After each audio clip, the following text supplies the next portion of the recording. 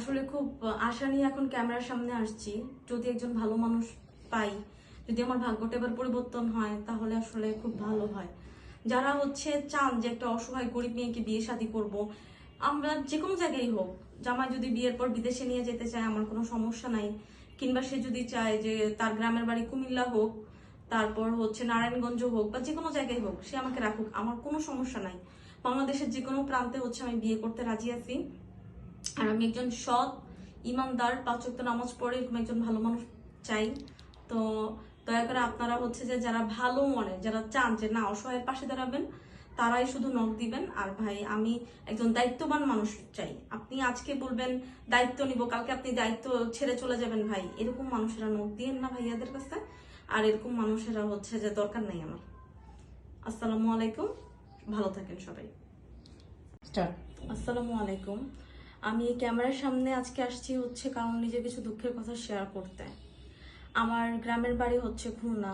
আমার আসলে জীবনটা অনেক কষ্টের। আমার জীবন যদি এত কষ্টের না হইতো তাহলে আমি ক্যামেরার সামনে আসতাম না। আমার বাসায় সৎমা, সৎমার ঘরে এক ভাই এক বোন। আর আমার বাবা অসুস্থ, বাবা কিছু করে না। তো ক্যামেরার সামনে আসছি কারণ আসলে জীবন অনেক কষ্টের রে ভাই। যে মেয়েদের বাবার টাকা পয়সা থাকে না, তাদের কখনো কেউ সাহায্য করে না। আসলে সবাই না অপমান করে, ধিক্কার জানায়। এই যে একটা ঈদ যায়, একটা চাঁদ যায়, একটা রোজার ঈদ ধরি, রোজার ঈদে কি করে, সব আত্মীয় স্বজনরা হয়তো বা নিজেদের ঘরে ভালো ভালো রান্না করে, কিন্তু কেউ না কখনো আমাদের ভালো একবেলা খাবারও দেয় না। অনেক খারাপ ব্যবহার করে।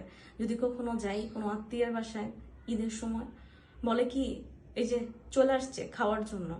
তো এইরকম ছোটখাটো আসলে অনেক কষ্ট প্রতিবেদনে আসার কারণ হইতেছে আল্লাহ যদি এবার মুখের দিকে তাকায়, একটা যদি ভালো মানুষ পাই। কিন্তু একটা সমস্যা কি, ভালো মানুষ হয়তো বা প্রথমে তারা ভালো থাকে, ভালো ব্যবহার করে, যে হ্যাঁ ঠিক আছে তোমার সব দায়িত্ব আমি নিব, কিন্তু 15-20 দিন যেতে যেতে না মানুষটার পরিবর্তন হয়ে যায়। কেন? কারণ সে দেখা যায় যে না তোমার প্রতি দায়িত্ব পালন করতে পারো, কিন্তু যে আমার এই সমস্যা ওই সমস্যা, দুনিয়ার সমস্যা দেখা কাটায় পড়ে। কিছু কিছু মানুষ আছে যারা প্রতিবেদনের মেয়েদের নিয়ে খেলে। এদের আসলে বিয়ে শাদী করার কোনো ইচ্ছা নাই। ভাবে প্রতিবেদনের মেয়ে, অসহায় মেয়ে, 10-15 দিন কথাবার্তা বলি, টাইম পাস করি, তারপর যে এদেরকে ছাইড়া দিমো, এরকম চিন্তা ভাবনা। ভাই, একটা অসহায় মেয়েরে যদি আপনি বিয়ে শাদী না করেন, তাহলে কেন তাদেরকে নিয়ে যে এই প্রতারণাগুলো করেন আপনারা বলেন? খুবই খারাপ লাগে যে আমি এই পর্যন্ত প্রতিবেদনে কোনো ভালো মানুষ পাই নাই। আমি এই পর্যন্ত যে 1-2 জনের সাথে কথা বলছি, তারাই আসলে খারাপ ছিল। তারাই আসলে পরিবারের কখনো দোহাই দিয়া বা যে কখনো নিজের ওই সমস্যা দেখে কাইটা পড়ছে। ভাই, আমি আপনাদের কাছে অনুরোধ করি, যদি একটা অসহায় মেয়ের দায়িত্ব নিতে না পারেন, তাহলে মিথ্যা আশা দেখেন না।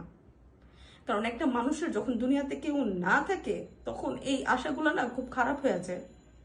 মিথ্যা আশায় ভাবি যে এখন জীবনটা পরিবর্তন হইব, কিন্তু অভাগীর জীবন তো কখনো পরিবর্তন হয় না, তাই না? অভাগী যেদিকে যায় সাগর শুকায় যায়। এখন আমার জীবনটা হয়েছে এরকম, বুঝছেন? যদি কোনো ভাই চান যোগাযোগ করতে, স্ক্রিনে দেওয়া নাম্বারের মাধ্যমে আমাদের সাথে যোগাযোগ করবেন। ধন্যবাদ।